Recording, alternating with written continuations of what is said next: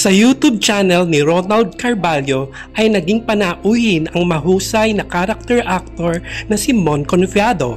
Hindi na mabilang ang mga nilabasang proyekto ni Mon, mapa TV man o pelikula, mapa drama, horror o action man ay pasok na pasok siya. Patunay ng kanyang versatility at pagiging epektibo bilang aktor na kinagigiliwan ng industriya noon at magpahanggang ngayon.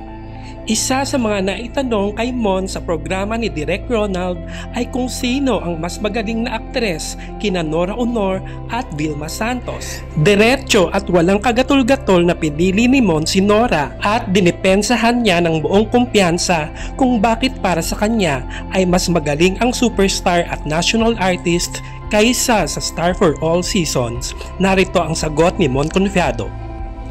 Nora, I guess mas nalalaliman ako kay Nora in terms of acting. Ganun din dahil yun nga yung aking basehan.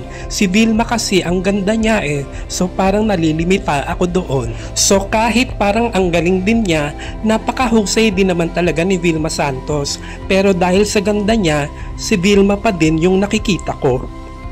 Si Nora kasi, hindi ko sinasabing hindi maganda si Nora ha, pero ang galing niya mag-shift from outside to iba-ibang roles and character.